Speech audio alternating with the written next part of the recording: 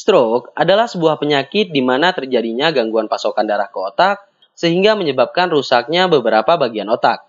Kejadian stroke masih menjadi masalah kesehatan di negara maju ataupun negara berkembang dunia. Penyakit ini merupakan penyebab kematian terbanyak ketiga secara global.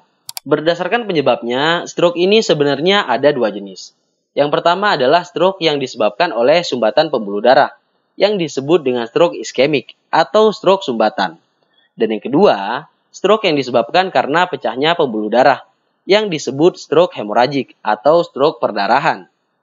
Ketika pembuluh darah di otak pecah atau tersumbat, maka penderita akan mengalami beberapa gejala khas stroke. Nah, pada video kali ini kita bakal sama-sama belajar tentang gejala khas yang bisa muncul pada penderita stroke.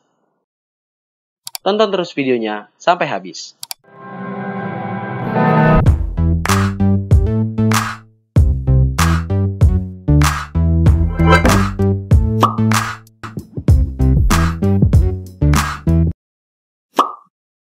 Yang pertama, penderita stroke wajahnya menjadi tidak simetris.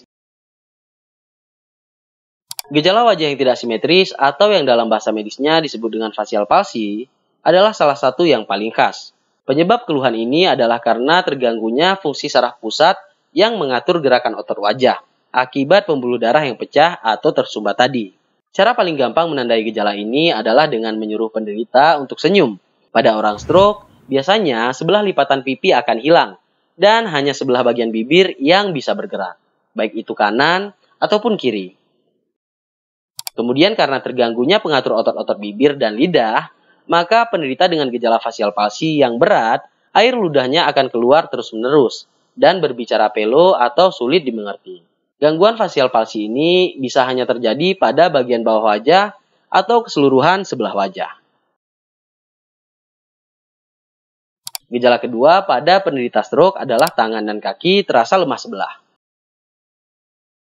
Sebelum kita membahas lebih jauh, mungkin banyak nih yang penasaran, kenapa gejala stroke itu hanya terlihat pada sebelah anggota tubuh saja, seperti wajah pada poin pertama, kemudian tangan dan kaki pada poin kedua ini.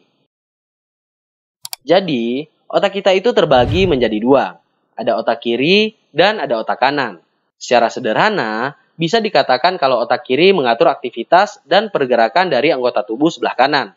Sedangkan otak kanan mengatur aktivitas dan pergerakan tubuh anggota sebelah kiri. Sehingga ketika terjadi stroke pada otak kiri, maka bagian tubuh kananlah yang akan terganggu. Begitu pula sebaliknya. Nah, gejala tangan dan kaki terasa lemah sebelah pada penderita stroke ini disebut dengan hemiparesis, yang terjadi karena terganggunya suplai oksigen ke bagian otak pengatur pergerakan otot-otot anggota gerak kita. Di otak, ada bagian yang namanya presentralis gyrus, letaknya seperti pada gambar ini. Bagian itu disebut juga sebagai pusat motorik, yang fungsinya mengatur pergerakan kita. Gangguan stroke akan membuat bagian presentralis gyrus ini kekurangan oksigen dan nutrisi, sehingga fungsinya akan terganggu dan muncullah gejala tangan serta kaki terasa lemah sebelah pada mereka. Gejala ketiga yang bisa menjadi pertanda stroke adalah tidak mampu berbicara atau kesulitan mengerti pembicaraan. Gangguan komunikasi bicara yang muncul pada penderita stroke disebut dengan afasia. Penyebabnya juga sama, yaitu karena terganggunya suplai oksigen dan nutrisi terhadap pusat bicara di otak. Bagian spesifik yang terganggu pada gejala afasia ini disebut dengan area Broca dan atau area Wernicke. Letaknya kurang lebih seperti pada gambar yang kami tampilkan. Ada 3 jenis afasia paling sering ditemukan pada penderita stroke. Yang pertama, afasia motorik, yaitu di mana penderita bisa mengerti apa yang dibicarakan orang lain, tapi tidak bisa mengeluarkan kata-kata, sehingga sering kita temui penderita stroke yang sangat jarang berbicara. Atau kalaupun berbicara, hanya berupa suara-suara yang tidak bisa dimengerti. Nah, berarti mereka mengalami gejala afasia motorik. Kemudian jenis kedua adalah afasia sensorik, di mana penderita bisa mengeluarkan kata-kata, tapi tidak bisa mengerti apa yang sedang kita bicarakan. Sehingga ketika komunikasi, mereka sering tidak nyambung. Kalau ditanya sedang di mana, bisa saja jawaban mereka malah bilang ingin makan soto. Atau ketika ditanya namanya, penderita malah menjawab dengan kata-kata lain yang tidak nyambung. Lalu afasia yang terakhir adalah afasia gabungan sensorik dan motorik, di mana penderita tidak bisa mengerti apa yang kita bicarakan dan juga tidak bisa mengeluarkan kata-kata. Jadi ya sangat sulit untuk komunikasi dengan penderita yang mengalami afasia gabungan. Kemudian gejala keempat dari penyakit stroke adalah gangguan keseimbangan tubuh ketika berjalan atau berdiri. Penderita dengan gejala stroke sangat dianjurkan untuk istirahat di tempat tidur sepenuhnya untuk sementara waktu, sampai gejalanya membaik.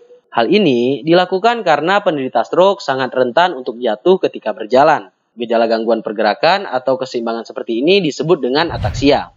Gejala ini bisa disebabkan karena dua faktor utama. Yang pertama, gejala jatuh berhubungan dengan kondisi kerja otot yang tidak seperti normal atau melemah.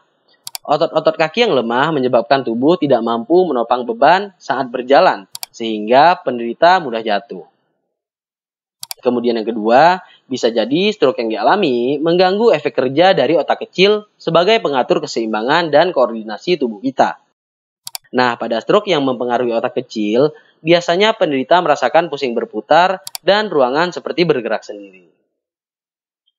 Gejala kelima yang sering terjadi pada penderita stroke adalah nyeri kepala hebat dengan atau tanpa penurunan kesadaran.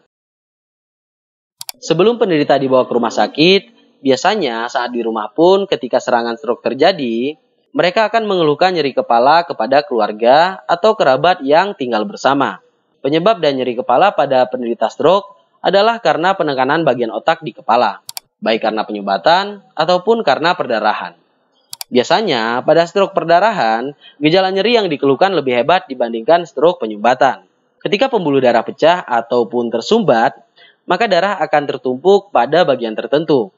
Nah, penumpukan darah atau cairan ini akan membuat tertekannya bagian otak sekitar. Tentu, reaksi ketika ada bagian tubuh yang tertekan adalah nyeri. Dan karena kejadiannya di otak, maka terjadilah nyeri kepala pada penderita stroke. Apabila keadaan ini tidak segera ditangani, penumpukan cairan yang terjadi akan semakin parah dan biasanya akan membuat penurunan kesadaran pada penderita. Karena itu, kita juga sering menemukan penderita stroke yang tidak sadarkan diri setelah beberapa waktu serangan terjadi. Nah, teman-teman, jadi itulah 5 gejala khas stroke yang paling penting untuk diketahui. Mudah-mudahan, ketika ada yang terkena serangan stroke, banyak yang terbantu dengan ilmu pada video kali ini.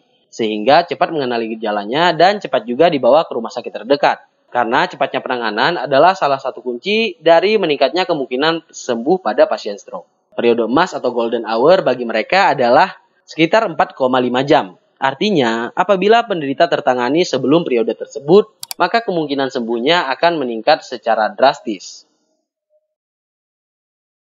Oke teman-teman, karena pembahasan gejala stroke-nya sudah selesai, maka segitu dulu aja video kita kali ini. Semoga kontennya bisa bermanfaat dan menambah wawasan kita semua. Jangan lupa di-share kalau kalian mendapatkan sesuatu dari video kali ini. Terima kasih udah menonton videonya sampai habis. Sampai jumpa di video berikutnya.